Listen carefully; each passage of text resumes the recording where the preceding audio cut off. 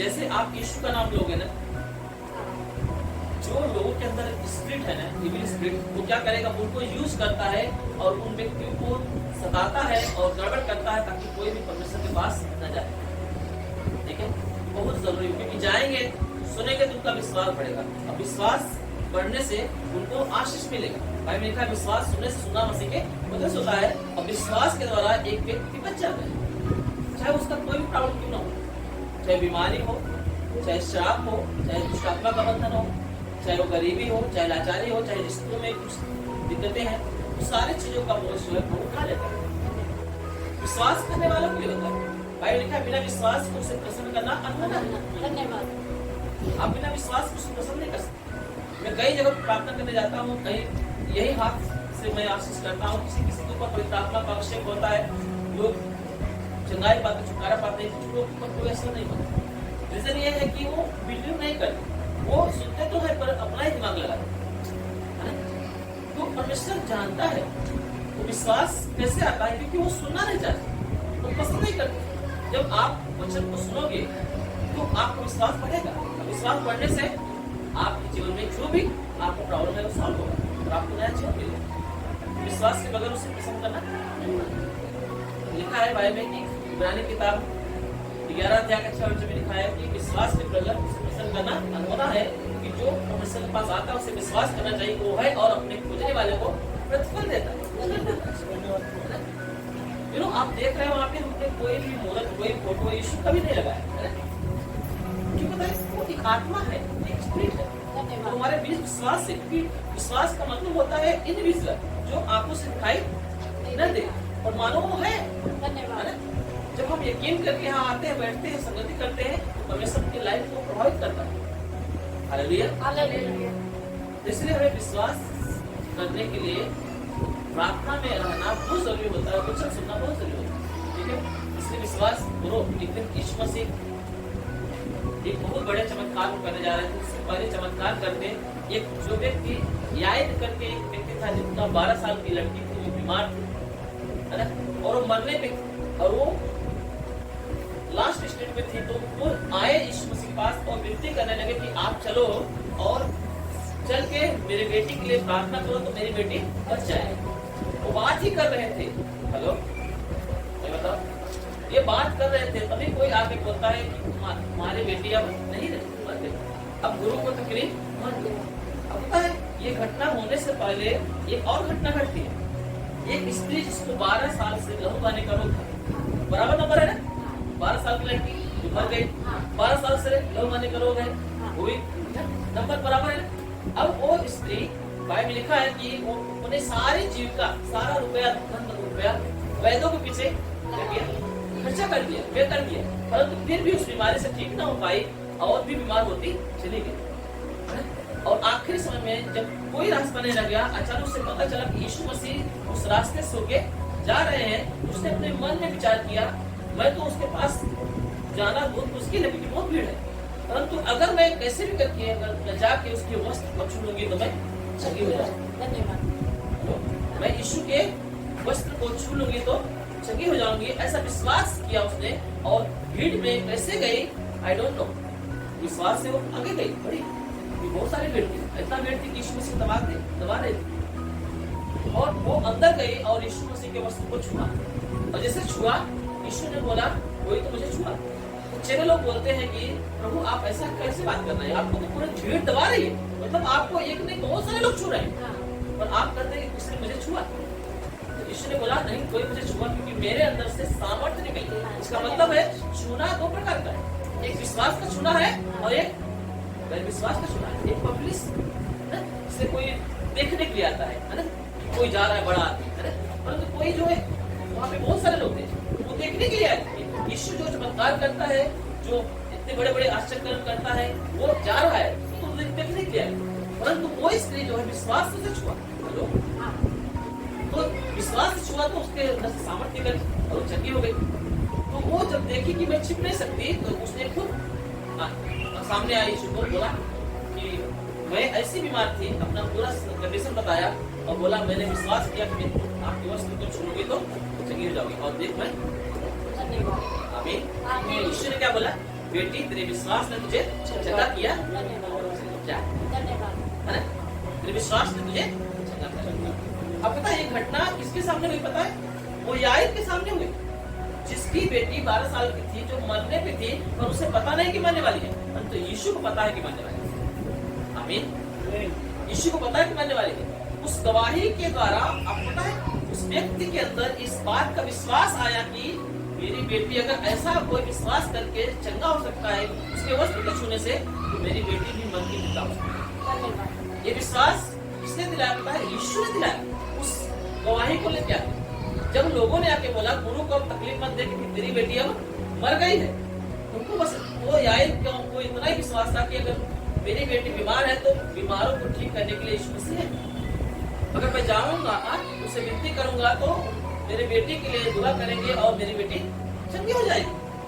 परंतु उसको इतना विश्वास नहीं था कि यीशु मसीह मुर्दों को भी जिंदा करेगा।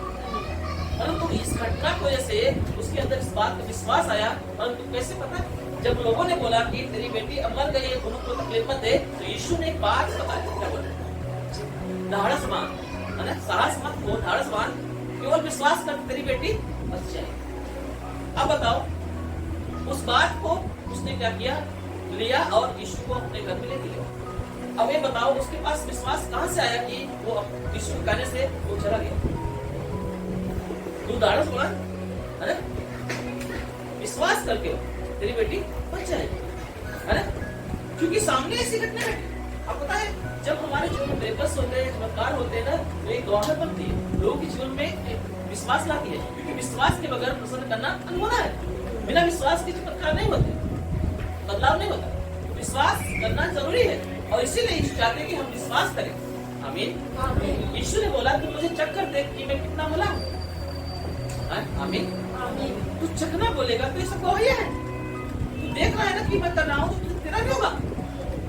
तो तू विश्वास कर, डर मत, वो विश्वास कर। और यीशु मसीह उस याईर के घर में गए और उस लड़की को, जो 12 साल से मरी हुई लड़की थी, लोग रो रहे थे, यीशु ने उसको डांटा, मत रो, वो बच्ची मरी नहीं, सो रही है। कुछ लोगों ने हंसी उड़ाया, परंतु यीशु मसीह घर के अंदर गए, उसको बाहर निकाला, माता पिता को लिया, कुछ चेहरे को लिया, लड़की का हाथ पकड़ा और बोला बेटी उठी। और वो लड़की 12 साल की जो मरी हुई थी उठ के खड़ी हो गई। आमीन। चिंता हो गई, आश्चर्य हुआ। क्यों? विश्वास किया उन लोगों ने, महिमा को देखा। आप वही यीशु मसीह है। यीशु मसीह बोलता मैं बदलता नहीं हूँ, मैं एक सा रहता हूँ। आज भी यीशु मसीह वो काम करते हैं। हेलो। परंतु आपको ये बात को विश्वास होना चाहिए कि यीशु मसीह मेरे प्रॉब्लम को सॉल्व करेगा। मैं ही पास्टर हूँ, मैं ही सबके लिए दुआ करूंगा, परंतु जो व्यक्ति विश्वास नहीं करेगा उसके जीवन में काम नहीं होता। हेलो, मैं आपको बता रहा हूँ। इसलिए जब भी आप लोगों के पास आते हो, इस बात का विश्वास करो कि आपका आज से आपका तकलीफ निकल जाएगा। यीशु मसीह वहाँ पे है और यीशु मसीह अपने सेवक के द्वारा बातें करेगा। और मैं जब प्रार्थना कराऊंगी, जब प्रार्थना लूंगी, तो मेरा प्रभु मुझे चंगा कर देगा। क्योंकि यीशु की उपस्थिति में आनंद की भरपूरी है। अगर हमारे जीवन में कोई आनंद को रोकने वाला कोई बीमारी है, कोई दुष्ट आत्मा का हमला है, श्राप है, पाप है, या कोई और प्रकार की समस्या है जो मेरे आनंद को छीन रही है, तो परमेश्वर की उपस्थिति में आनंद की भरपूरी है। मैं जाऊंगा और उस जगह पे परमेश्वर की उपस्थिति में जाऊंगा और उस उपस्थिति से अलग नहीं होगा। मैं जाऊंगा तो उससे भर के आऊंगा। आमीन। और सदा उस उपस्थिति में रहूंगा ताकि मैं सदा आनंदित। आमीन। क्योंकि प्रभु के उपस्थिति में आनंद की भरपूरी है। ये नहीं कि बस आओ, यहाँ पे भरपूरी है तो यहाँ छोड़ के चले जाओ। हेलो, आप उस प्रेजेंस को, उस भरपूरी को आप अपने जीवन में लेके जाओ, है ना? परमेश्वर की उपस्थिति में आनंद भरपूरी है तो परमेश्वर को लो। आमीन। उसको लो तो आप जहाँ कहीं रहेंगे, आपके जीवन में जो आपके आनंद को खराब करता है, चाहे कोई भी प्रकार का प्रॉब्लम हो, वो प्रॉब्लम जो है आपके जीवन में दिखाई नहीं देगा। क्योंकि आपके साथ एक ऐसा व्यक्ति है जो आनंद की भरपूरी को लेके आता है। आमीन। सुख आपके अंदर आने नहीं देगा। ये आप विश्वास करें और उसको लेके चलें और आप फ्री हो जाएंगे। एक व्यक्ति जो है जो लकवे का रोगी था। आमीन। आप जानते हो ये घटना है बाइबल में, तब उसकी किताब में, लूका की किताब में भी है। तो ये बंदूक किताब में दूसरा अध्याय में हम देखते हैं कि एक लकवे के रोगी को कुछ लोग जो है 4 जो है मनुष्यों से उठवा के लेके आते हैं यीशु मसीह के पास। और जिस समय वो जहाँ पे यीशु मसीह वहाँ था, इतना भीड़ थी, एक घर में भरा हुआ था कि जब वो उस लकवे के रोगी को जब लेके आए तो क्या देखते हैं कि इतना भीड़ है कि वो लकवे के रोगी को यीशु मसीह के पास ले नहीं जाता है ना। आपको पता ही होगा, पहले आपको बता चुका हूँ। तो लकवे के रोगी को जब यीशु मसीह के पास लेके गए तो जगह ही नहीं मिल रहा था, परंतु उनका क्या विश्वास था पता है? हेलो, अगर यीशु मसीह के पास गया ना, किसका विश्वास था? उसके घर वालों का, उसके अपनों का विश्वास। हेलो, लिखा है कि 4 मनुष्यों से उठवा के उसे यीशु मसीह के पास लेके आए। उठवा के लेके आए मतलब कोई भी हो सकता है, लेबर भी हो सकती है। आप बताएं, अगर आप घर से आप दूर कहीं जा रहे हो, प्रार्थना में जा रहे हो, या आप हॉस्पिटल जा रहे हो, अगर आप अपने से नहीं जा सकते, आप साधन करते हो, टैक्सी बुक करते हो, ऑटो लेते हो, या कोई और भी साधन जो भी आपके पास आपसे मुहैया हो सके आप करते हो, और आप हॉस्पिटल में जाते हो। तो वो जो आपको लेके जाता है उसका विश्वास नहीं रहता, वो तो अपना मजदूरी लेता है ना, टैक्सी का पैसा लेगा, ऑटो का पैसा लेगा, है ना, उसका विश्वास नहीं। परंतु वो पैसा जो पे कर रहा है उसका विश्वास है कि उस डॉक्टर के पास आएंगे तो डॉक्टर दवा देगा तो ये रोगी, है ना। ऐसे ही वो लकवे के रोगी को 4 मनुष्यों के द्वारा, उसकी फैमिली के लोग शायद थे, वो कोई भी था, वहां पे लिखा कुछ मनुष्य लोगों ने 4 मनुष्यों के द्वारा उठवा के उस लकवे के रोगी को यीशु मसीह के पास लेके आए। और जब देखे कि यीशु मसीह के पास जाने के लिए कोई जगह नहीं है, इतनी भीड़ थी, यीशु मसीह के घर के अंदर से वचन सिखा रहा था। क्या सिखा रहा था? वचन सिखा रहा था। और उसी समय में वो आ गए, पर इतना भीड़ थी कि अंदर जा नहीं सके। तब उनको कुछ भी नहीं सूझा, उनको एक ही बात लगा कि कैसे भी करके इस लकवे के रोगी को यीशु के चरणों में डालना ही है। अगर यीशु के चरणों में डाला तो ये और लिखा है कि वो जब नहीं ले जा सके, उन्होंने जिस घर के नीचे, छत के नीचे यीशु मसीह प्रचार कर रहे थे, वो लोगों ने क्या किया, उस घर को उखाड़ा, है ना, ऊपर जो छत था ना, उसको क्या किया, खोल लिया। और खोलने के बाद उस व्यक्ति को खाट सहित जो है रस्सी से बांध के यीशु के चरणों में उस लकवे के रोगी को क्या किया, नीचे डाल दिया। बाइबल में लिखा है कि यीशु ने उनको देखा, किनको? लकवे के रोगी को नहीं, किनको देखा?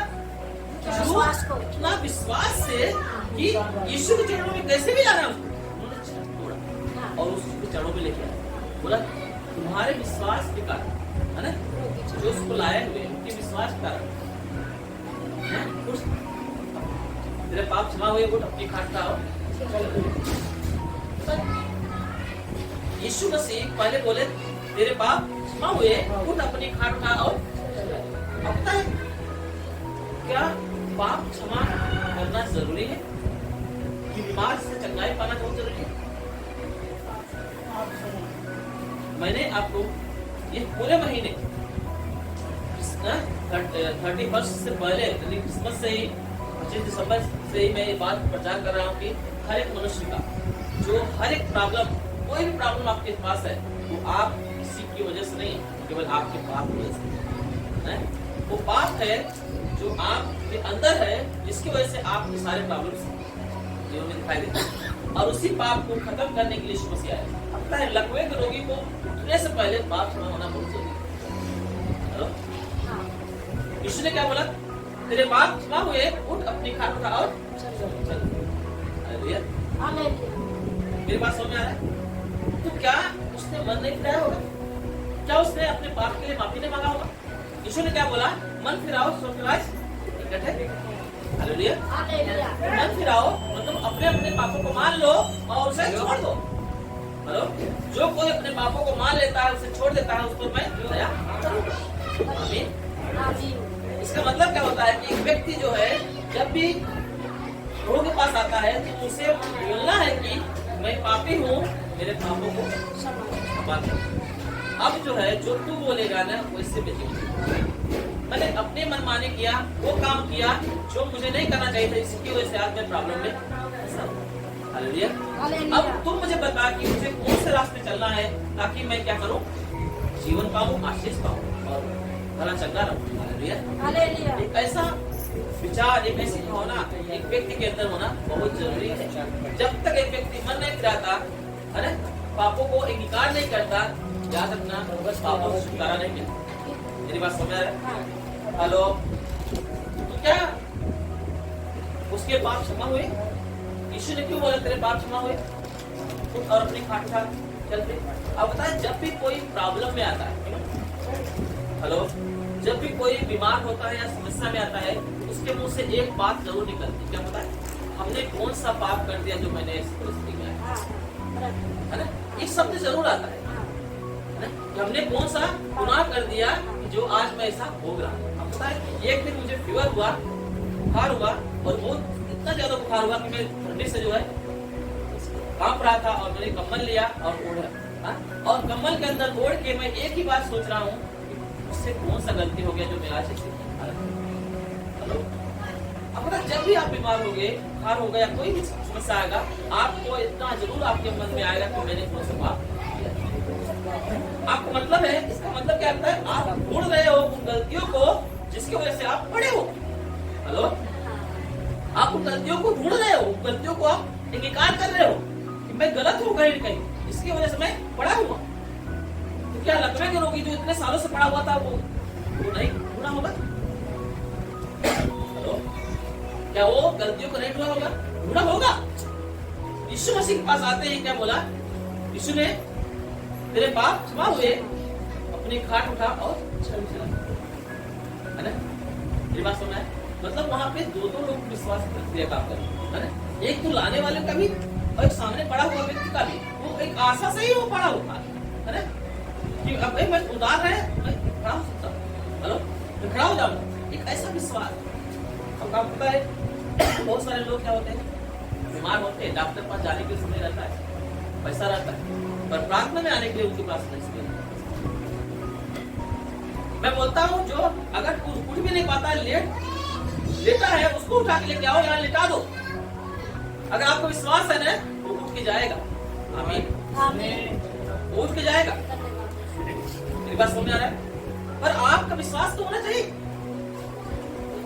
वासी चर्च में एक ऐसा परिवार है जो एक साल से ऊपर हो गया, जिनके जो बीवी है, उनकी औरत है, वो बड़ी हुई है लकवे के रोगी से, और इतना देर से प्रार्थना करे, घर पे जाके प्रार्थना करते थोड़ा असर नहीं होता। मैं उनको इतनी बार बोला कि आप प्रार्थना में लेके आओ, चर्च में लेके आओ। वो जो है कितने सारे पैसा भर के टैक्सी बुक करते हैं और हॉस्पिटल लेके जाते हैं, जहाँ जहाँ कोई बोलता है वहाँ लेके जाते हैं। पर उनको मैं कितनी बार बोला, आप घर पे भी प्रार्थना करने के लिए बुलाते हैं, मैं अपने से जाता हूँ। पर वो व्यक्ति अकेला प्रार्थना करने के लिए आता है, पति उनका जो है अकेला प्रार्थना के लिए आता है, और रेगुलर नहीं हो। जब समय नहीं रहेगा तो नहीं आए, समय रहे तो आए। अब 1 साल से ऊपर हो गया, तो वो व्यक्ति आज तो लड़का औरत आज तक उठी नहीं, कुछ काम नहीं किया। हेलो, मेरी बात सुन रहा है?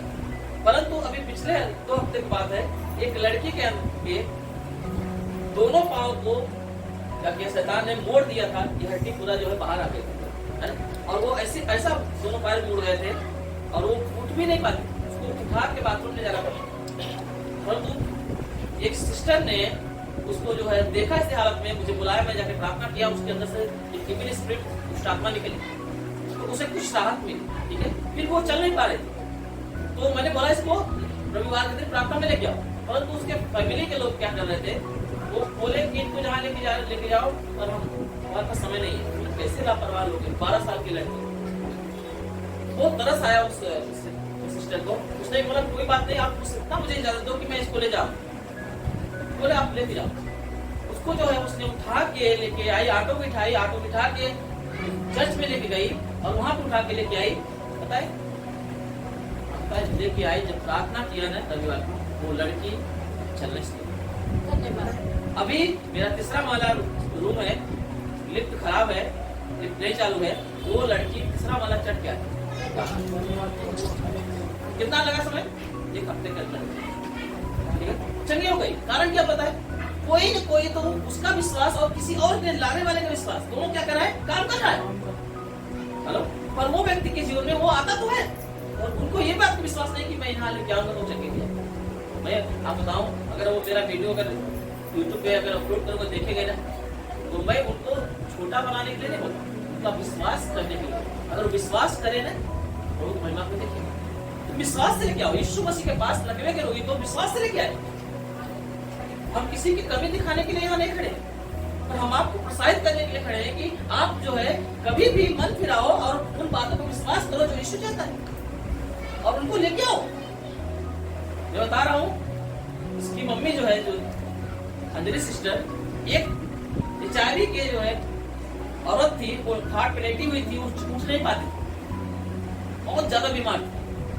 तब उसको जो है उठा के रविवार प्रार्थना में लेके उठा के, और उसको समय नहीं था कि उसको कपड़ा पहनाए, तो मैक्सी पहने थी, मैक्सी को उठा के लेके आई। बोला मैं लेके जाऊंगी तो चंगी हो जाएगी। पता है, उसको उठा के लेके आई। मैं फर्स्ट टाइम प्रार्थना किया था रविवार को, वो तुरंत उसकी खड़ी हो गई। पता है, और उसकी बीमारी जो है पूरी तरह से खत्म हो गई, क्योंकि HIV का कोई इलाज नहीं है। उसने क्या किया, संडे को मैंने प्रार्थना किया, मंडे के दिन उसने रिपोर्ट निकलवाने गई, चेक कराने के लिए। उसका रिपोर्ट पूरा नॉर्मल था। डॉक्टर हैरान कि इसका कैसे चल रहा है, क्यों? क्योंकि किसी ने विश्वास दिखाया वहां पे। हेलो, विश्वास दिखाया और उसको उठा के लेके आए। मैं बता रहा हूँ, उसको बैठने को नहीं आ रहा था, उसको चर्च में लिटा दिया गया था। पता है, आप विश्वास नहीं करेंगे, आप परमेश्वर की महिमा को नहीं देखेंगे।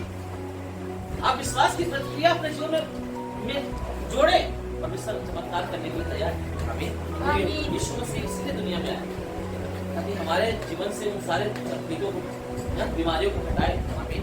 एक 38 साल का एक बीमार व्यक्ति था। यरूशलेम में एक जो है जगह है, उस जगह पे जो है उसको, वो 38 साल का व्यक्ति बैठा हुआ था। जिसे एक यरूशलेम में एक बेतसदा करके एक जगह है, जहाँ पे वहाँ एक कुंड था। हेलो, उसमें 5 उसारे थे। हेलो, कितने? 5 उसारे थे। और उस जगह पे बहुत सारे बीमार रहते थे, अंधे, लंगड़े, लूले, है ना, बहुत सारे बीमार, पैरालाइज, बहुत सारे रहते थे।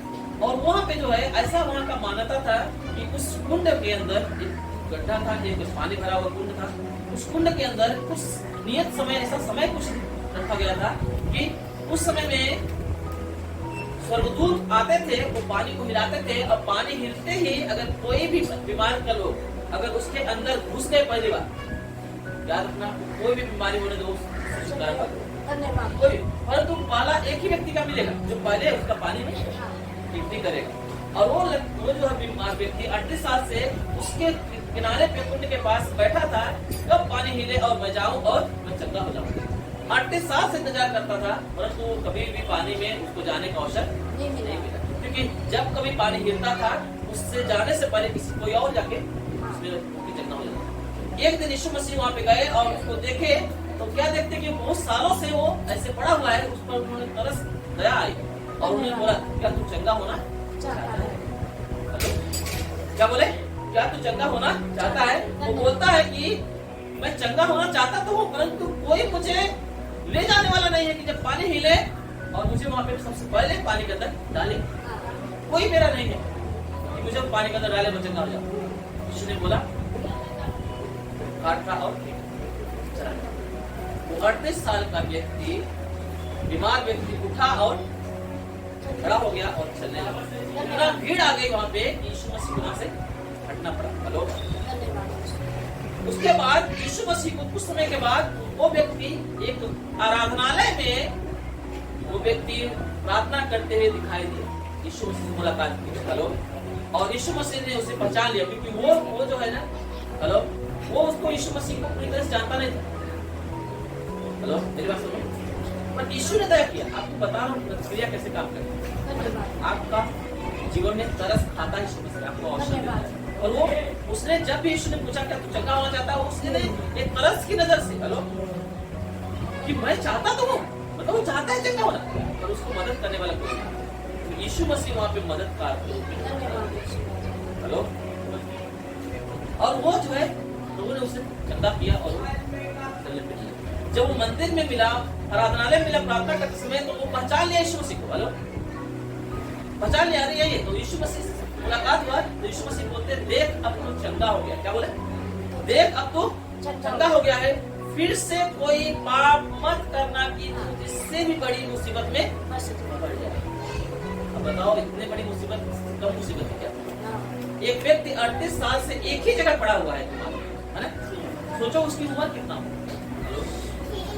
38 साल से एक जगह पे, तो मैंने एक जगह पे 38 साल से, अब समझ लो कि वो 38 साल से पहले भी उसकी उम्र होगी, 38 साल ये हो गया, और कितने साल की ऐसी हालत में पड़ा हुआ है। 38 साल से एक ही जगह पड़ा होना एक बीमार व्यक्ति को कितना दुख और दर्द की बात है। अब पता है, एक हफ्ते या 2 दिन आप बीमार हो जाओ ना, तो ऐसा लगता है कि पूरा आनंद छिन गया, दुनिया छिन गया। हाँ, अपना अनुभव क्या होगा, ऐसा लगता है क्या करें, जिंदगी बेकार है। तो 38 साल से पड़ा हुआ है, और यीशु मसीह जब उससे मुलाकात करते बोलते, देख तू चंगा हो गया है, तू फिर से पाप मत करना कि तू इससे भी बड़ी मुसीबत में पड़े। इसका मतलब है यीशु मसीह चंगा करने से पहले उसका पाप क्षमा। समझ रहे? इसका मतलब है कि जो प्रॉब्लम था उसके पाप तो ऐसा था, है ना, बीमार था। यीशु ने क्या बोला, देख तू चंगा हो गया, फिर से तू पाप मत करना कि तू इससे बड़ी बीमारी में, मुसीबत में पड़ जाएगा। हेलो, इसका मतलब पहले यीशु मसीह ने उसका पाप को क्षमा किया। ये बात समझ आया? आपको जब भी यीशु मसीह के पास आते हैं तो आपको प्रभु के वचनों को ग्रहण करना है, विश्वास करना है, और आप अपने योग्य समझ मत आओ कि मैं अच्छा हूँ, आ जाऊंगा तो यीशु मसीह चंगा कर देगा। हेलो, यीशु ने बोला जैसे वैद्य जो होते हैं बीमारों के होते हैं, उसी प्रकार से पापियों को मन बनाने के लिए बुला लिया। इसको पापियों को, मेरी बात समझ आ रहा है? आप जब भी कोई सोचेगा कि मैं लायक नहीं हूं, मुझे प्रभु लायक बना, है ना, मैं पापी हूं, मुझे प्रभु तू क्षमा कर और मुझे शुद्ध कर, ऐसा व्यक्ति छुटकारा पाता है, चंगाई पाता है। क्योंकि हर एक की दवाई बताती है, कोई भी धर्मी नहीं, हर एक पापी है, हर एक पापी है, और परमेश्वर की महिमा से क्या है, जब हम परमेश्वर के यीशु मसीह के पास आते हैं, विश्वास करते हैं कि वो है, अब मैं बुलाऊंगा और मैं उस अपने दर्द को, अपनी पीड़ा को, अपने गुनाह को कबूल करूंगा, तो मुझे क्षमा करेगा, मुझे छुड़ाए। ये बात विश्वास करेगा, इसीलिए आपको सिखाया जाता है, लिखा है विश्वास सुनने से सुनना मसीह के वचन सुनो। वचन क्यों सिखाया जाता है कि आप जान सको कि आप कैसे हालत में हो और उसे कैसे छुटकारा पा सकते हैं। कोई धर्मी है क्या? आप देखो अपने जीवन में, क्या आप धर्मी हैं? आप अच्छे हैं? परमेश्वर आपको आओ और आप खुशी से दे दे, ले जाओ बेटा, ले जाओ बेटी, आशीष ले जाओ, आज से छुटकारा पा दे। हेलो, याद रखना यीशु ने क्या बोला, रोमी किताब पौलुस बोलते हैं 6:23 में, पाप की सजा तो मृत्यु है, परंतु परमेश्वर का वरदान मसीह यीशु में अनंत जीवन। आमीन। पाप की सजा क्या है? मृत्यु है, और परमेश्वर का वरदान मसीह यीशु में क्या है? अनंत जीवन। जब आपको पता है एक पापी व्यक्ति है, तो उसका मतलब है कि वो दर्द और पीड़ा और अंतिम में नरक में कौन होने वाला है। हेलो, और मैंने अंत में वो नरक की कौन होने वाला, मतलब वो मृत्यु में है, और एक मृत्यु की बात नहीं कर रहा है, 2 मृत्यु की बात है ना, एक शरीर का त्यागना और एक जो है आत्मा और शरीर दोनों का नरक में नाश है ना, नरक में पड़ना अनंत तक। ठीक है, ये 2 मृत्यु। ठीक है, तो कुछ लोग सोचते हैं अभी मर गया तो खत्म, कुछ लोग को समझ नहीं आता ना, कुछ काम बहुत घबरा जाते हैं, कोई सताता है ना, जाके आत्महत्या कर लेते हैं, चलो फांसी लगा लेते हैं बाबा, जहर खा लेते हैं, और पेट फूट जाते हैं, ड्रेस कट जाते हैं, कुछ भी कर लेते हैं। तो उनको लगता है मरना मेरा सोल्यूशन है, मेरा छुटकारा है।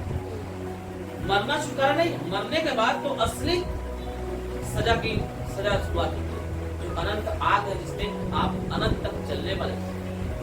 हेलो, ये अगर आप पाप रहित जीवन जी के आप मर जाते हैं, तो याद रखना आप अनंत आग तक चलेंगे, ये खत्म नहीं होता। और एक आत्मिक व्यक्ति जो परमेश्वर को अपना उद्धारकर्ता स्वीकार किया, उसके लहू से उसका पाप क्षमा हुआ है, और मसीह में एक नई सृष्टि बन के अगर वो मरता है, या कोई मार देता है, या तो अपनी मृत्यु से मरता है, वो याद रखना वो भी, उसका भी खात्मा नहीं हुआ है, उसका तो शुरुआत हुआ है अनंत का, तो वो अनंत जीवन के लिए शुरुआत हुआ है। हेलो, बाइबल बताती है कि मसीह में सोना सुबह उठना के बराबर होता है, मतलब तुम इधर मरते हो, सोने के समान सो जाते हो, और अनंत काल के लिए, तो कभी न मरने का जीवन के लिए आप उठ जाते हो, ये होता है। तो याद रखना, मरने से आत्महत्या करने से किसी का सलूशन नहीं होता, धन्यवाद। कोई अपने समस्याओं से छुटकारा नहीं पाता। ठीक है, हेलो, आमीन। ये बात समझ आ रहा है? आज बहुत सारे लोग हैं जो ऐसा निर्णय लेते हैं। परमेश्वर बोलता है आत्महत्या करना क्या है? पाप। मतलब तुम उस बॉडी को जो तुम्हारा नहीं है, है ना? ये शरीर जो है, हम लोग बहुत सोचते हैं ना, मेरा शरीर है, मैं कुछ भी करूं, मेरा बॉडी है, मेरा जीवन है, कुछ भी करूं। सब बहुत सारे लोग हैं। कुछ लोग तो जो कुछ यंग बच्चे हैं, वो थोड़ा सा उनका बॉडी क्या हमने अच्छा से बनाया है, फिट बॉडी है, तो वो उस बॉडी में इतना कदम करते हैं, उस बॉडी को लेके ऐसे काम करते हैं, व्यभिचार में घुस जाते हैं, है ना? कि उनको लगता है कि मेरा ही प्रॉपर्टी है, मैं जो चाहूँ सो करूँ। ऐसे कुछ लड़कियां होती हैं। आप देखो एक साइड है जहाँ पे बाहर गांव के कुछ लड़के हैं, कुछ क्या नाम है साइड का, वो गोरे गोरे हम रहते हैं, उनको बहुत सारे लोग लाइक करते हैं। हाँ हाँ हाँ, क्या वो इतना उनको जो इतना लाइक करते हैं लोग, आज सारी दुनिया के बच्चे लोग जो है ना, जवान लड़की लड़के लोग पागल हैं उनके पीछे। उनका स्टेटस लगाएंगे, उनको अपने ना, उनको देखते रहेंगे, उनके रील्स देखेंगे, है ना? हेलो, अब उनका जो बॉडी है जो प्रदर्शन कर रहे हैं, वो उनका नहीं है, वो परमेश्वर का है, मंदिर है। धन्यवाद। हेलो, आप उनके जैसा मत करो।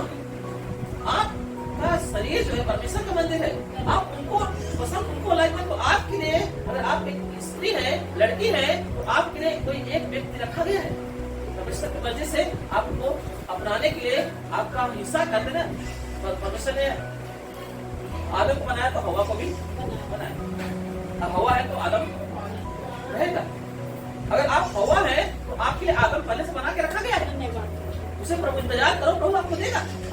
आप किसी में ना छूटो, और जो आपको प्रभु ने आशीष दिया है, सुंदरता दिया है, उसका घमंड करके अलग अलग जगहों पे मत कर जाओ, उसका नुमाइश मत करो। हेलो, उसको तमाशा मत बनाओ। धन्य है कि आपको प्रभु ने ऐसा बनाया। बाइबल लिखा है जो अय्यूब था, उसको जो लड़कियां जो परमेश्वर ने जब 10 बच्चे थे जो मर गए थे परीक्षा में आके, फिर परमेश्वर ने उनको फिर से वापस बच्चे दिया, है ना? जो लड़की 3 लड़की थी और 7 लड़के थे, और जो लड़कियां जो बाद में प्रभु ने दिया, लिखा है कि बाइबल बताती है कि दुनिया की कोई भी ऐसी लड़की नहीं थी जिससे सुंदर हो। धन्यवाद। उन तीनों लड़कियों से कोई दुनिया कोई भी ऐसी लड़की नहीं थी, कोई औरत नहीं थी जो उससे सुंदर हो। वो ऐसा बाइबल बताती है। बाइबल आपको पता है, सच्ची बाइबल है, उसमें कोई झूठा नहीं है। धन्यवाद। अब इतनी खूबसूरत है, उनका बारे में कभी आपने जिक्र किया है, देखा है? हेलो, उनका हिस्ट्री देखा है? मेरी बात समझ आ रहा है? आप शरीर को नष्ट मत करो। मेरी बात समझ आ रहा है? आप अपने बॉडी को खराब करने का अधिकार आपको नहीं है। मेरी बात समझ आ रहा है नहीं आ रहा है? आपका शरीर परमात्मा क्या है? मंदिर है। आत्महत्या करना क्या है? पाप होता है। शरीर का नुमाइश करना, तमाशा बनाना पाप होता है। आजकल कितने सारे एक्टर्स शुरू करते हैं। हेलो, मैं बता रहा हूँ कि सारा पाप है, और आप पाप ऐसी दशा में आप परमेश्वर के विरुद्ध काम कर रहे हो, और आप पापी हो, अपराधी हो। हेलो, तो मैं आत्महत्या के बारे में बात कर रहा था, है ना? तो आत्महत्या करना क्या है? आप कोई भी ऐसा व्यक्ति नहीं है जो धर्मी हो। इसलिए जब भी प्रभु के पास आओ, अगर आपको अवसर देता है प्रभु कि आपको मत फिराना है, आप कितना ही पापी होने दो, प्रभु आपके लिए दरवाजा खोल कर रखा है। हमने पहले ही आराधना शुरुआत किया था, तो प्यार का सागर है। धन्यवाद। गहराई मिले सागर की, ऊंचाई मिले आसमान, पर कोई माप नहीं पाएगा तेरे। धन्यवाद।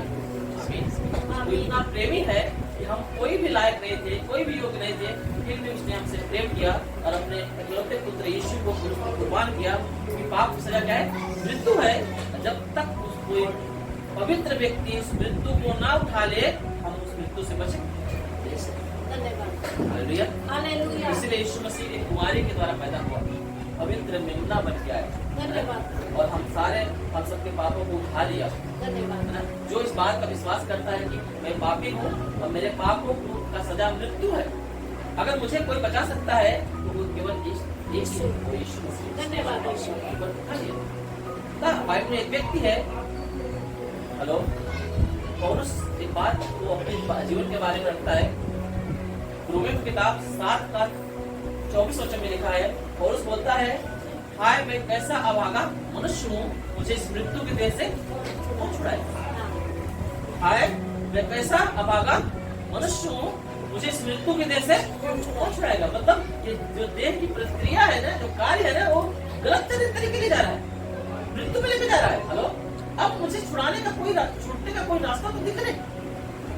आज बहुत सारे लोग कुछ लोग रास्ता नहीं मिल रहा, अपने पापों से छुटकारा चाहते हैं, पर यीशु मसीह रास्ता धन्यवाद यीशु है ना।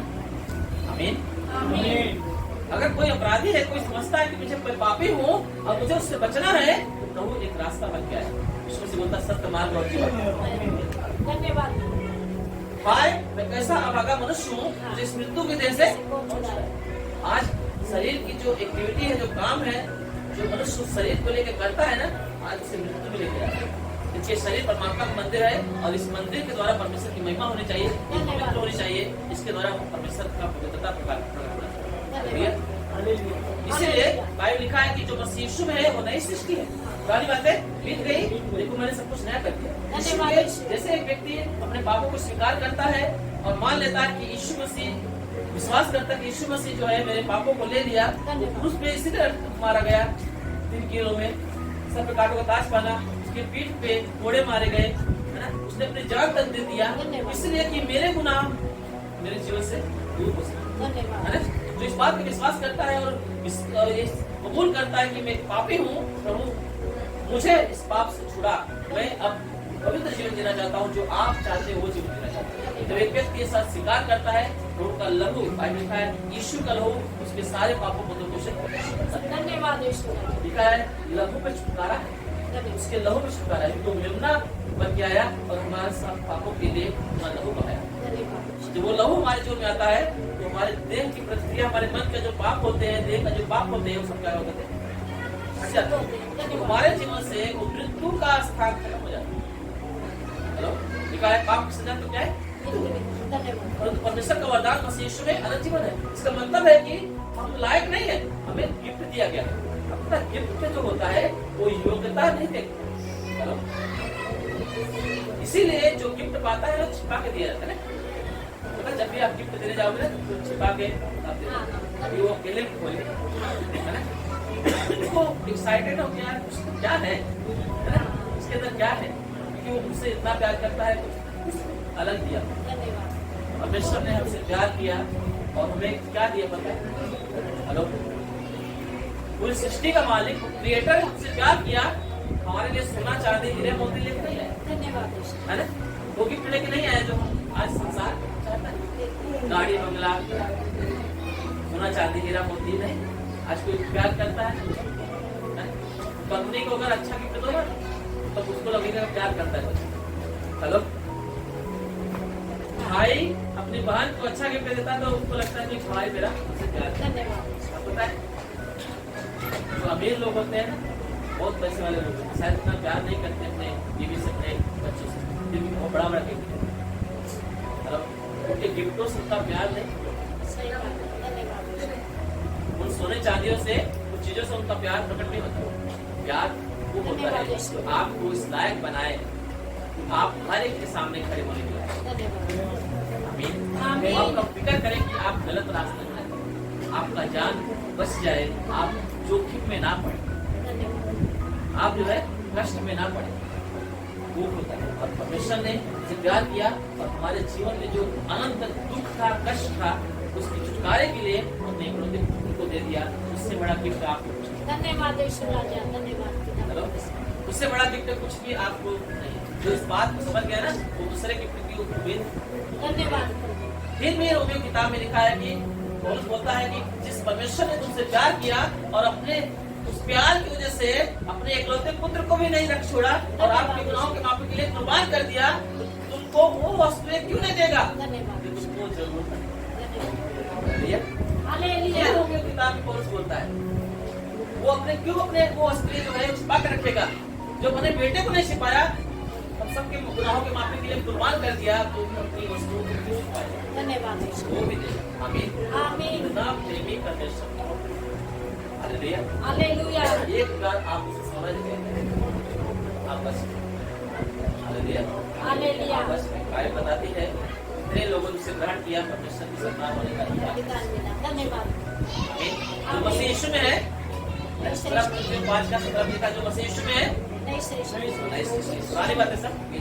पुराना जो जीवन था, जो पाप और बुराई का जीवन था, उसे क्या किया था? धन्यवाद। आपकी जो पहचान थी, जो पाप की पहचान थी, गंदगी की पहचान थी, उसे मिटा दिया। धन्यवाद। अब वो आपके अंदर अपनी पहचान लाए। आमीन। वो आपके अंदर अपनी पहचान को चाहता है, ठीक है? क्योंकि एक मनुष्य का जो निर्माण होता है ना, वो कैसे हुआ है? परमेश्वर के सत्य के वचन के द्वारा और परमेश्वर की इच्छा से हुआ है।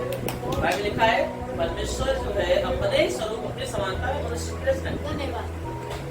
अब प्रभु चाहता है कि वो पवित्रता, वो होलीनेस जो परमेश्वर ने आपके जीवन में चाहता है, क्योंकि वो जैसा स्वरूप हो उसका, वैसा आपका स्वरूप होना चाहिए, आपकी एक्टिविटी होना चाहिए, काम होना चाहिए।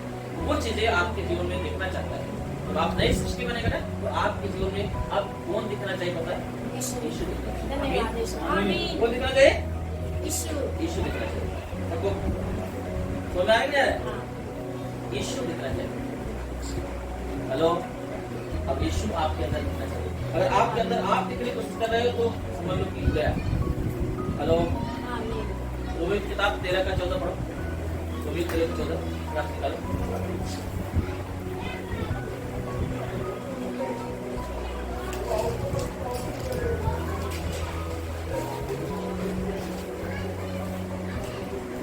जल्दी पढ़ो।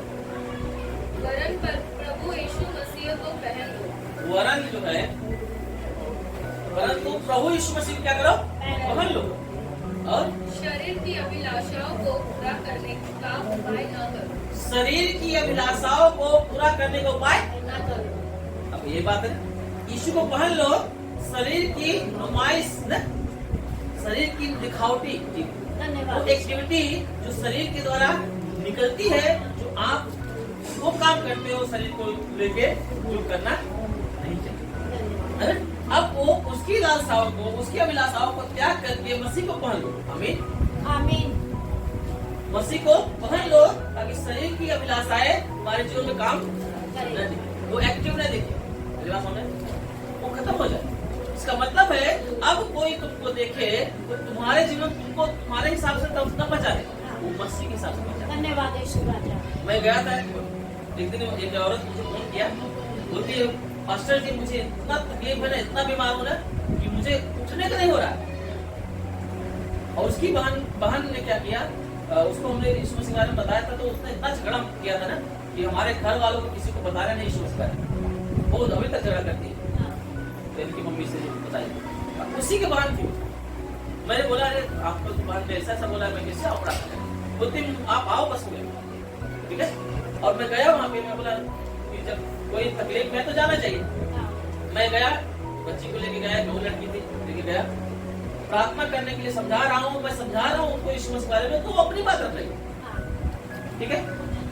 उसके बाद जो है वो जब थोड़ा सा बाहर गए ये लोग, तो बाहर वो गई और वो क्या बोलती पता है, जब तुमको कोई पूछे ना तुम यहाँ क्यों आए हो तो बताना मत कि इसलिए आया। पड़ोसी वाले को पता नहीं चलना चाहिए कि मैं प्रार्थना करवाने के लिए। हेलो, मैंने बोला कैसे चल रहा है? इतनी मोटी औरत थी, वो तुम्हारे से इतनी पतली हो गई।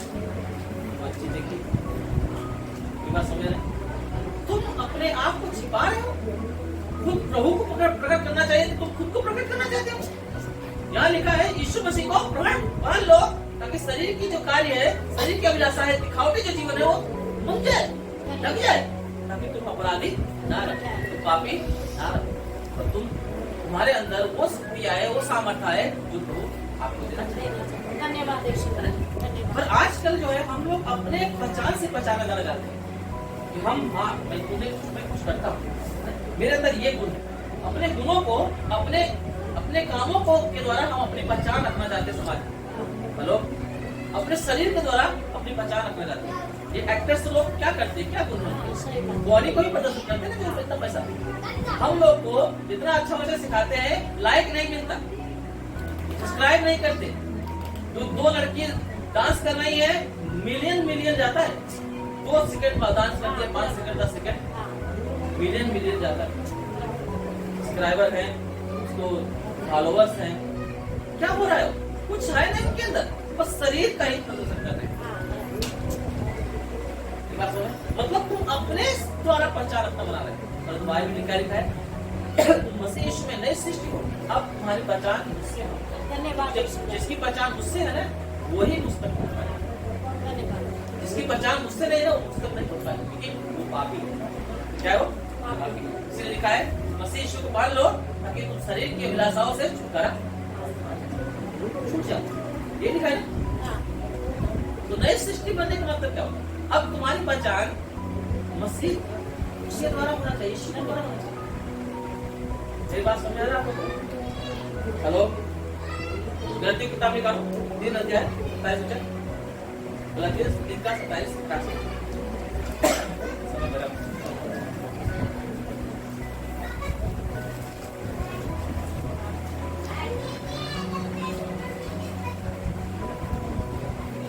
पढ़ देंगे, इसको मिला तो पढ़ेंगे। गलतियाँ 3 का 27 28। और तुम में से जितनों ने मसीह में बपतिस्मा लिया है, तुम में से जितने लोगों ने मसीह में बपतिस्मा लिया है, उन्होंने मसीह को पहन लिया है। उन्होंने क्या दिया है? मसीह को बांध लिया। धन्यवाद यीशु राजा। हम बपतिस्मा क्यों दिलाते हैं? हेलो, बपतिस्मा का मतलब होता है यीशु मसीह के नाम में पानी में डूबना। मतलब एक व्यक्ति जब समझ जाता है कि यीशु मसीह हमारा उद्धार करता है, वही है जो हमारे गुनाहों के लिए उस पर जान दिया, और जब तक वो हमें माफ नहीं करेगा, हम हमारी माफी नहीं मिलेगी। और वो क्या करता है? वो स्वीकार करता है कि यीशु मसीह मेरे वजह से, मेरे कारण दुनिया में आया और मारा गया, गाड़ा गया और फिर तीसरे दिन मुर्दों में से जी उठा। और जब तक वो हमें माफ न करे, हम माफी नहीं पाएंगे। धन्यवाद। ये बात को जो विश्वास करता है और अपनी गलतियों को स्वीकार करता है, मान लेता है, तो यीशु मसीह उसके पापों को क्या करता है? क्षमा करता है। धन्यवाद। अपने लहू से शुद्ध करता है, उसके पापों धन्यवाद। को खत्म कर देता है। पाप खत्म होने के बाद एक लहास के रूप में, तो एक छाया के रूप में उसके जीवन में रहता है, और उसी को वो गाड़ने के लिए बपतिस्मा दिया जाता है। पूरी तरीके से तुम मसीह को धारण करने वाला व्यक्ति। हेलो, एक आप ये बात को घोषित करो लोगों के सामने कि अब तुम मसीह यीशु को मान लियो। धन्यवाद। ये घोषणा करो कि अब तुम अपनी एक्टिविटी से, अपने प्रदर्शन से, अपने गुणों से पहचाने नहीं जाओगे। अब पहचाने जाएंगे तो हम मसीह यीशु से पहचाने। धन्यवाद। इस बात को घोषणा करते हैं। इसे लिखा है जितने लोगों ने यीशु मसीह का बपतिस्मा लिया, उन्होंने सब क्या किया? यीशु मसीह को। हेलो, अब यीशु को मान लियो, बपतिस्मा ले लिए हो, विश्वास कर लिए हो, अपने कामों से तुम अपनी पहचान रखना चाहते हो। हेलो, और आप अपने कामों से अपने आप को श्रेष्ठ समझते हो, बड़ा समझते हो। कोई पैसे को ले अपने आप को श्रेष्ठ समझता है, कोई सुंदरता को ले अपने आप को श्रेष्ठ समझता है ना? कोई और भी एक्टिविटी है, काम है, बिजनेस है ना? कोई पढ़ाई लिखाई है, उसकी वजह से अपने आप को श्रेष्ठ समझता है। मैं बता रहा हूँ, आप श्रेष्ठ नहीं हो। अब आपकी पहचान यीशु से है, आपके उन कामों से नहीं है। हेलो, जब आपकी पहचान यीशु से होगी ना, तो आप ऐसे व्यक्ति बनेंगे जो आश्रित रहेंगे, जो अनंत तक आप सुरक्षित रहेंगे। अगर आप सोचोगे मैं अपने गुणों से पहचाना जाऊँ ना, तो आप सुरक्षित नहीं। शरीर का प्रदर्शन, शरीर की एक्टिविटी जो है, आपको बुराई मिल जाएगी। लिखा है शरीर के काम तो प्रकट है, व्यभिचार, गंदे गंदे काम है ना, रोना, लूचपन, व्यक्कड़पन, बहुत सारा लिखा है। क्रोध, विरोध, विधर्म, मतवालापन, कीड़ा कीड़ा, बहुत सारे ऐसे काम है शरीर के, जिसकी वजह से इंसान के अंदर इंसान पापी हो जाता है और परमेश्वर के राज्य के वारिस होने से अपने आप को अलग कर देता है ना? ये शरीर का काम है, बहुत सारे काम है ना? वो हत्यारा हो जाता है। हत्यारा का मतलब होता है कि अगर तुमने किसी को क्रोध किया ना, आप हत्या के समान है ना? क्रोध कैसे आता है? मार क्या मार तो मर जाता है। वाला हत्या कभी भी कैन ने हाबिल को वाला हत्या शुरुआत हुई इंसानों में, क्योंकि उसके अंदर क्रोध था, जलन था। तो क्रोध को ऐसे मारने के बाद बचता रहा, तो आपको तो मर गया, जला रहा, उसको बुला रहे हाबिल तो हाबिल, और तो मर गया ना, तुरंत में आकर तुम मार दिए। पहले कहाँ हो जाता है? हत्या बंद हो जाता है। बात क्या है? क्रोध करोगे तो हत्या का समान होता है, हत्यारे हो। और ऐसा व्यक्ति के जीवन हत्यारे के रूप में गिरा जाता है और किसी हत्यारे के अंदर अनंत जीवन नहीं रहता, परमेश्वर राज्य में नहीं जाएगा। और आज कितने सारे लोग इसके ऊपर क्रोध बना के रखे। पति पत्नी है तो पत्नी पति के ऊपर और पति पत्नी के ऊपर, भाई जो बच्चे हैं माँ बाप के ऊपर, माँ बाप बच्चों के ऊपर, है ना? ये क्या चल रहा है? तुमको क्रोध नहीं करना है। भाई लिखा है किसी मनुष्य का क्रोध जो है परमेश्वर की धार्मिकता का निर्वाह नहीं कर सकता। कभी वो धार्मिकता का काम नहीं कर सकता, न तो धार्मिकता के संचालन में अपने आप को ले जा पाएगा न दूसरे को ले जा पाएगा, क्योंकि वो हत्यारा हो जाता है। मेरी बात समझ आ रहा है आपको? यीशु के लहू में अपने आप को सुरक्षित करो, है ना? जिससे अपने हृदय का स्वामी बनाओ। आमीन आमीन। आगे क्या लिखा है बेटा? पढ़ो, वो पढ़ रहा है सब लोग पढ़ रहे 3:27 पढ़ रहे थे। हाँ। इतने लोगों ने यीशु मसीह में बपतिस्मा लिया, उन्होंने यीशु मसीह को पहन लिया। और अब न कोई यहूदी रहा हाँ। और न यूनानी, न कोई दास न स्वतंत्र, न कोई नर न नारी, क्योंकि तुम सब मसीह यीशु में एक हो। अब कोई भी जात धर्म का नहीं है, न यहूदी न यूनानी, है ना? न हिंदू न मुस्लिम, न कोई सिख न ईसाई, कोई भी न तो नर न तो नारी। आजकल नर न नारी में बहुत सारा भेदभाव है ना? है कि नहीं? क्या लिखा है? न तो कोई नर है न नारी। मतलब सेवा अधिकार दिया ना उन्हें। धन्यवाद वो भी आत्मा है तो तुम भी तो आत्मा हो ना। धन्यवाद। तुमको नरक मिलेगा तो उसको भी नरक मिलेगा। हेलो, अगर तुम हत्या करते तुमको भी जेल मिलेगा, अगर एक स्त्री हत्या करते उसको भी जेल जाएगा, पुरुष हत्या करते भी जेल जाएगा। धन्यवाद। कानून तो सेम है ना? तो प्रभु क्या कर रहा है कि सबको समान कर दे रहा है, कोई जनजात धर्म का नहीं रह गया। आप किसी भी बात का घमंड नहीं कर सकते। अगर आप बड़ी जात के हो तो आप घमंड नहीं कर सकते बड़ी जात के, क्योंकि आपकी बच्चा अगर ऐसा करोगे तो आप पापी हो जाओगे। बस यीशु में सब परमेश्वर के बच्चे हैं, क्योंकि एक ही पिता के पास रहने वाले हैं, एक ही पिता के बच्चे हैं। धन्यवाद। आज दुनिया में कितना सारा भेदभाव चल रहा है, धर्म जात के नाम पे लड़ रहे हैं। कल एक लड़का मुझे रात को मिला, उसको दारू पिया हुआ था, उसको समझा रहा था मैं। बोलता है हम उसको एक आध बार कोई प्रार्थना में आया है, 1-2 बार बोलता है मैं उसको इतना बोलता हूँ पर प्रार्थना नहीं आता। पर उस कल के रात में मिला, बोलता है मैं इसलिए नहीं आता क्योंकि क्रिश्चियन लोग दारू बहुत पीते। बोलते हैं मैंने 2 साल तक क्रिश्चियन लोग के साथ रहा, फादर के साथ रहा, फादर खुद दारू पीता था, दारू पीता। बोलता है इसीलिए मैं यीशु को नहीं मानता। मैं बता रहा हूँ आपको कितने सारे लोग धर्मों में फंसे हुए। क्रिश्चियन धर्म में आपको यीशु नहीं मिलेगा। बाइबल लिखा है पियक्कड़ लोग स्वर्ग के राज के वारिस नहीं होंगे। हेलो, ये सारी बातों से प्रभु छुड़ाने के लिए आया है। और आज धर्म और जो जाति बढ़ावा दे रहे हैं, बड़ा छोटा हो रहे हैं। मैं बता रहा हूँ, मैं आपको यहाँ प्रचार कर रहा हूँ, आप लोग बैठे हो ना, आपसे बड़ा नहीं हूँ मैं। मेरा काम है यहाँ पे कि आपको लिए प्रचार करना। मुझे काम दिया गया है, अभी आपको भी कुछ काम दिया गया है, आपको भी वो ईमानदारी से करना है और मुझे भी वो काम ईमानदारी से करना है जो प्रभु ने मुझे दिया है। हम मसीह में एक है, कोई बड़ा नहीं कोई छोटा नहीं। यार मेरी बात समझ में आ रहा है आपको? जब हमारा काम हमारा गुण प्रकट होगा ना, परमेश्वर गुण खत्म हो जाएगा। हम दिन के लिए हम लोग सेमिनार में गए थे, वहाँ पे पास्टर वहाँ पे थे, वो बोल रहे थे कि हर एक मनुष्य के अच्छे काम जल जाएंगे। यीशु मसीह में करने वाले लोग अच्छे काम जल जाएंगे। सब लोग आश्चर्य करने लगे, ऐसा कैसे? यीशु मसीह बोलता अच्छा बना, तो बोलता है उन्होंने सब बताने के बाद उन्होंने लास्ट में बताया, बहुत अच्छी बात बोला, जो काम मनुष्य जो अच्छे काम अपनी महिमा के लिए किया है वो जल जाएगा। जो बोलेगा कि मैंने एक काम किया, मैंने किया, वो जल जाएगा। हम एक काम कर पाएंगे तो प्रभु ने हमें करने का काम है। हेलो, आपके अच्छे काम में अगर प्रभु की महिमा ना हो ना, वो काम जल जाएंगे। अगर अच्छा प्रचार कर रहे हैं ना, तो हम अच्छे हैं इसलिए मैं आपको चर्चा कर रहा हूँ। वो अच्छा है इसलिए वो चाहता है उसके बच्चे वो चीज सीखे जो वो देना चाहते हैं, इसलिए मैं सिखा पा रहा हूँ। मेरी बात, हमारे अच्छे काम उस समय में जल जाएंगे, उस समय में कुछ काम के नहीं है, इस समय परमेश्वर की महिमा को ले लेते, अपनी महिमा प्रकट करते हैं। क्योंकि यीशु मसीह को जितने लोगों ने बपतिस्मा लिया, जितने लोग यीशु को ग्रहण किया, पहन लिया। अब पहन लिया तो पहना हुआ व्यक्ति को क्या दिखा देता है? जो पहना हुआ दिखेगा ना। आप अगर यीशु को मान लियो हो, है ना, तो आपको देखने वाला यीशु को देखेगा। हेलो, किसको देखेगा? यीशु को देखेगा। आपकी पहचान आपसे नहीं रहेगी, धन्यवाद आपकी यीशु। पहचान यीशु से।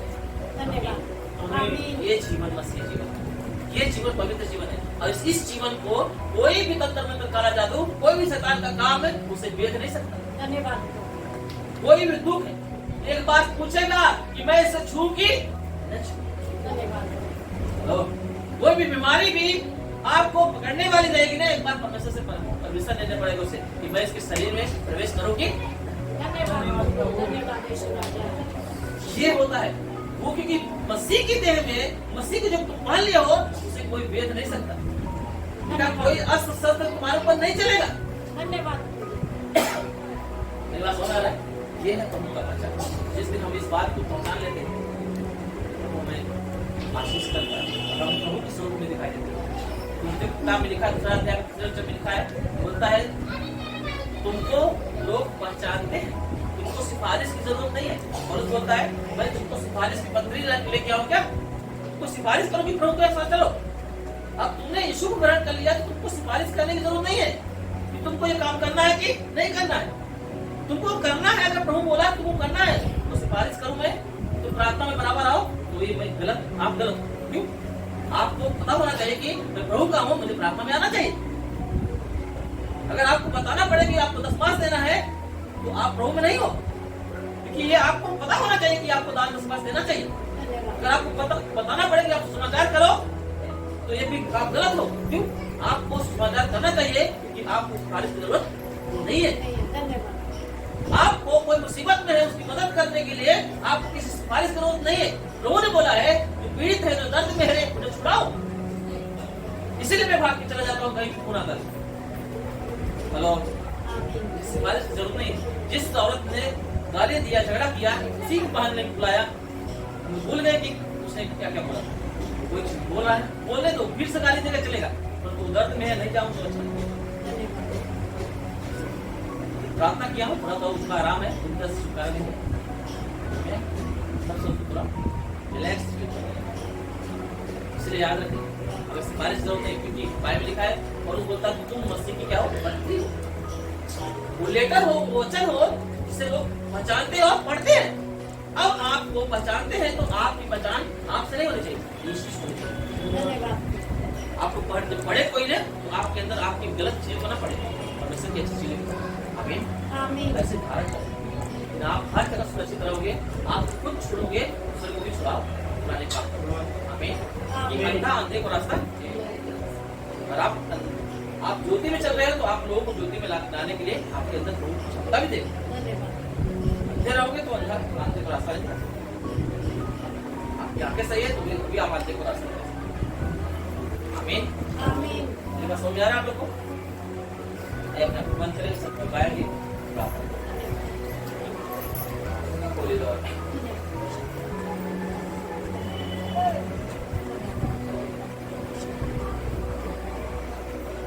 जो यहाँ पे धन्यवाद ये बातें जो आप सुन रहे हैं तो पास्टर राम मिलन की बातें हैं, ये यीशु की बातें हैं। धन्यवाद अगर पास्टर राम मिलन अपनी बातों को तुम्हारे बीच में रखे तो आप आशीषित नहीं हो पाएंगे। यीशु की बातें हैं जो आपको छुड़ाने के लिए, आपको आशीष देने के लिए वो आया है, कि वो आपसे प्यार करता है। वो नहीं चाहता कि आप तकलीफ में रहें, दुख में रहें। पिता ने से प्यार किया और अपने बेटे यीशु को दे दिया। आज उसका लहू हमारे सारे पापों को यीशु में कर। याद रखो प्रियो, आपकी पीड़ाएं, आपका दर्द उस पाप वजह से है जो आपने किया है, जो आपके पूर्वजों के द्वारा पाप किए गए, जो आपके ब्लड में पाए जाते हैं। तो वो चाहता कि वो सब कुछ खत्म हो जाए, आप एक नई सृष्टि बने, पुरानी बातें सब बीत जाए। और ये तभी होगा जब आप उसे अपना उद्धार करना स्वीकार करेंगे। आप उसकी पहचान को छिपाएंगे नहीं, धन्यवाद आप प्रभु के लिए खड़े रहेंगे, बोलेंगे मेरा यीशु मेरे साथ है। अगर वो आपके साथ है तो आप आनंद की भरपूरी में चलेंगे।